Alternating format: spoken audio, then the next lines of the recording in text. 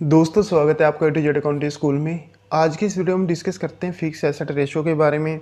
Fix asset ratio क्या होती है, इसको हम क्यों कैलकुलेट करते हैं और कैसे कैलकुलेट करते हैं। फिक्स एसेट रेशो एक्चुअली हमें हमारी फिक्स एसेट और हमारे जो लॉन्ग टर्म फंड्स हैं उन दोनों के बीच के रिलेशन को बताता है। फिक्स एसेट में हम शामिल करते हैं अपनी plant and machinery, land and building है, फर्नीचर एंड फिक्चर ईटीसी।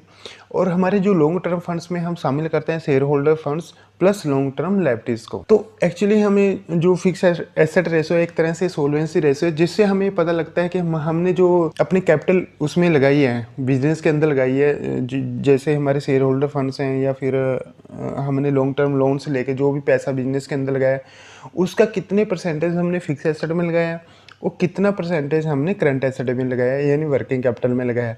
क्योंकि ऐसा तो नहीं होता जब आप बिजनेस स्टार्ट करते हो तो पूरे का पूरा पैसा फिक्स एसेट में लगाओगे, क्योंकि उसका कुछ पैसा आपको वर्किंग कैपिटल में भी रखना पड़ता है। जो भी मतलब एक बिजनेस का सिनेरियो होता है जो एक बैंक भी देखते हैं, क्योंकि अगर आप पूरे का पूरा पैसा फिक्स एसेट में लगाओगे तो आप बिजनेस कैसे रन कर पाओगे।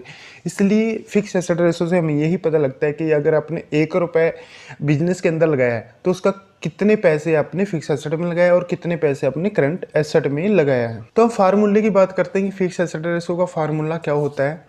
फिक्स एसेट का रेशो का जो फार्मूला होता है उसको हम नेट फिक्स एसेट यानी डेप्रिसिएशन के बाद की जो हमारी फिक्स एसेट होती हैं उसको हम डिवाइड करते हैं लॉन्ग टर्म फंड से। तो हम हमारी फिक्स एसेट में जैसे मैंने बताई दिया आपको, हमारी जो land and building, plant and machinery, vehicles, ये सबको शामिल किया जाता है। और हमारे जो लॉन्ग टर्म फंड्स है, इसको ध्यान से सुनो, long term funds, long term सिर्फ लोन नहीं, लॉन्ग टर्म फंड्स, इसमें शामिल करते हैं हम share capital, reserve and surplus plus long term liabilities. यानी हम ऐसे ही बोल सकते हैं share holder funds plus long term liabilities. यानी कि फिक्स एसेट को डिवाइड करेंगे लॉन्ग टर्म फंड से तो हमारी फिक्स एसेट रेशो आ जाएगी। अब हम एक एग्जांपल के द्वारा भी जान लेते हैं कि हम फिक्स एसेट रेशो कैसे कैलकुलेट करते हैं। अब मैंने कुछ एक फिगर्स यहाँ पे लिखे हैं जिससे हम कैलकुलेट करेंगे फिक्स एसेट रेशो हम कैसे कैलकुलेट कर सकते हैं। तो हमने यहाँ पे लिखा है लॉन्ग टर्म लोन 2 लाख से रुपये, शेयर कैपिटल हमारी 1 लाख है, रिजर्व सरप्लस 1 लाख है और नेट फिक्स एसेट हमारी 3 लाख है। तो हम यहाँ पे निकालेंगे लॉन्ग टर्म फंड्स हमारे, जिसमें हम सबसे ऊपर long term loan, share capital और रिजर्व एंड सरप्लस को प्लस करेंगे जो हमारा 4 लाख आएगा। और नेट फिक्स एसेट है हमारे 3 लाख। 3 लाख को मैं 4 लाख से डिवाइड करूँगा, 100 से मल्टीप्लाई करके मेरी रेशो जो परसेंटेज में आ जाएगी।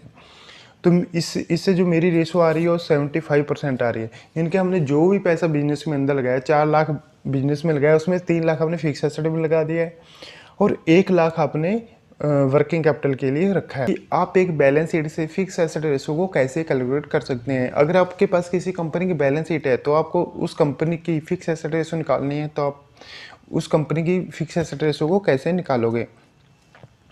तो ये हमारे पास एक कंपनी की बैलेंस शीट है। तो और सबसे पहले हम डिस्कस करते हैं फार्मूले के बारे में। फिक्स एसेट रेशो का जो फार्मूला होता है, फिक्स एसेट रेशो का जो फार्मूला होता है उसमें आती है नेट फिक्स एसेट, यानी कि आफ्टर डेप्रिसिएशन घटाने के बाद आपके जो नेट फिक्स एसेट आएंगे आपको यहाँ पे लेनी है और उसको आपको डिवाइड करना है लॉन्ग टर्म फंड से। तो लॉन्ग टर्म फंड्स में आपके शामिल किया जाता है share capital, reserve and surplus and long term loans. इसको यानी हम कैपिटल एम्प्लॉयड भी बोल सकते हैं।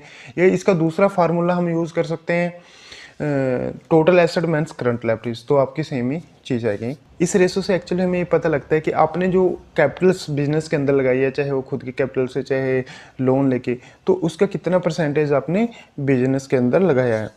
तो अब मैं नेट फिक्स एसेट ले लेता हूँ यहाँ से बैलेंस शीट से। ये मेरी यहाँ पे नेट फिक्स एसेट है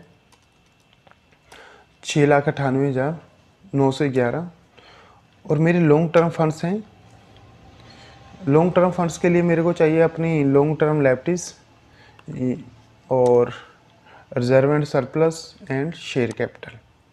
शेयर कैपिटल इन दोनों तरह की शेयर कैपिटल को हमें इंक्लूड करना है, चाहे वो प्रेफरेंस हो चाहे फिर इक्विटी शेयर कैपिटल हो। तो मेरे लॉन्ग टर्म फंड्स आ गए 13,24,787 रुपये के। और अब मैं इस रेशो को निकालता हूँ, ये हमेशा परसेंटेज में आएगी। नेट फिक्स एसेट को डिवाइड करूँगा मैं लॉन्ग टर्म फंड से और मल्टीप्लाई कर दूंगा 100 से, तो मेरी रेशो आ गई है 52.76%। यानी कि इससे पता लग रहा है कि मैंने जो टोटल पैसा उसमें बिजनेस के अंदर लगाया उसका मैंने 52.76% ही फिक्स एसेट में लगाया है और जो बैलेंस पैसा है यानी कि जो बचा हुआ पैसा है वो मैंने वर्किंग कैपिटल में लगा रखा है। तो ओके दोस्तों, थैंक यू।